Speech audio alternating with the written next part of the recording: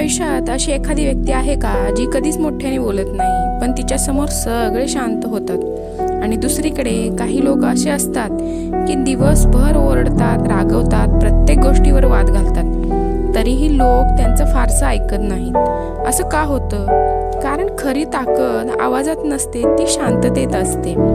आज मी तुम्हाला लोकांना फसवण्याचे किंवा त्यांच्यावर जबरदस्तीने नियंत्रण ठेवण्याचे मार्ग सांगणार नाही.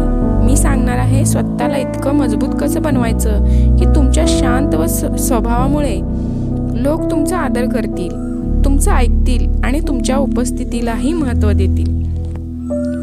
तर मी तुम्हाला एक गोष्ट सांगते.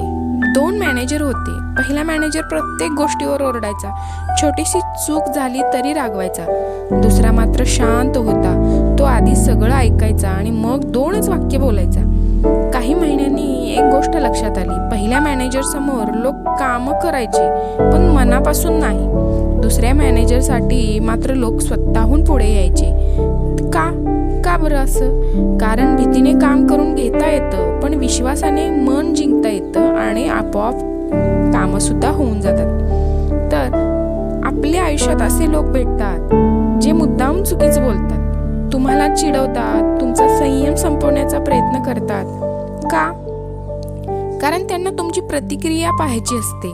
त्या क्षणी जर तुम्ही रागावलात तर नियंत्रण त्यांच्या हातात गेलं, पण जर तुम्ही शांत राहिलात तर परिस्थितीच बदलते, त्यांच्या मनाविरुद्ध होतं. तर आपल्याला लहानपणापासून शिकवलं जातं, उत्तर द्या, हार मानू नका. पण प्रत्येक गोष्टीला उत्तर देणं म्हणजे ताकद नसते. कधी कधी शांत राहणं हेच सर्वात धाडसी उत्तर असतं. सिंह जंगलात प्रत्येक कुत्र्याच्या भुंकण्याला उत्तर देत नाही, कारण त्याला स्वतःची किंमत माहीत आहे. कुठं आवाज करायचा, कुठं डरकाळी फोडायची आणि कुठं शांत राहायचं. तसंच जर एखाद्या व्यक्तीच्या एका वाक्याने तुमचा दिवस खराब होत असेल तर विचार करा, तुमच्या मनाचं रिमोट कोणाच्या हातात आहे? जो स्वतःच्या भावनांवर नियंत्रण ठेवतो तोच खऱ्या अर्थाने मजबूत असतो. त्यामुळं कमी बोला आणि जास्त ऐका. ऑब्झर्व करा. आजकाल प्रत्येकाला बोलायचं आहे, पण ऐकणारे लोक मात्र फार कमी आहेत. लोकांना सल्ला देण्यापेक्षा त्यांचं बोलणं शांतपणे ऐका. अनेक वेळा लोक उपाय शोधत नसतात, त्यांना फक्त कोणीतरी समजून घेणारा माणूस हवा असतं. लोक तुमच्याशी तसंच वागतात जसं तुम्ही स्वतःशी वागता. प्रत्येक वेळी स्वतःचं स्पष्टीकरण देणं, सगळ्यांना खुश करण्याचा प्रयत्न करणं हे थांबवा. स्वतःची किंमत स्वतःही ओळखायला शिका. उद्या पूर्ण दिवस एक प्रयोग करा. कोणी रागावलं तर लगेच उत्तर देऊ नका.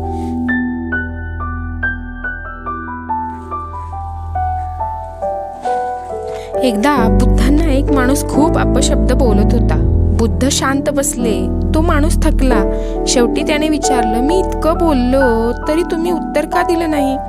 बुद्ध म्हणाले, जर कोणी तुम्हाला भेटवस्तू दिली आणि तुम्ही ती स्वीकारली नाही तर ती भेट कोणाकडे राहते? तो म्हणाला, देणाऱ्याकडे. बुद्ध हसले. तसंच मी तुझे अपशब्द स्वीकारले नाहीत. मित्रांनो, प्रत्येक गोष्ट मनाला लावायची नसते, त्याच्यामध्येही खूप ताकद असते. काही लोकांना तुमच्याशी वाद घालायचा नसतो, त्यांना फक्त तुमची प्रतिक्रिया पाहिजे असते. त्यांना ती देऊ नका. तुमचा वेळ, तुमची शांतता आणि तुमची ऊर्जा या खूप मौल्यवान आहेत, हे ओळखायला शिका. आणि लोकांवर प्रभाव टाकण्याआधी स्वतःच्या मनावर प्रभाव टाका. सकाळी 10 मिनिटं शांत बसा, मोबाईल बाजूला, स्वतःशी शांत बोला.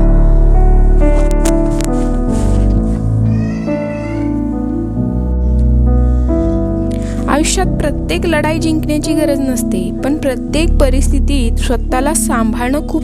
3 खोल श्वास घ्या. 5 सेकंद शांत राहा, मग बोला. संध्याकाळी स्वतःलाच विचारा, आज किती वाद टळले बरं? मला खात्री आहे फरक नक्की जाणवेल तुम्हाला. लक्षात ठेवा, शांत राहणं म्हणजे घाबरणं नाही, ते स्वतःवर विश्वास असण्याचं लक्षण आहे. जो स्वतःवरती विजय मिळवतो त्याला इतरांवर स्वभाव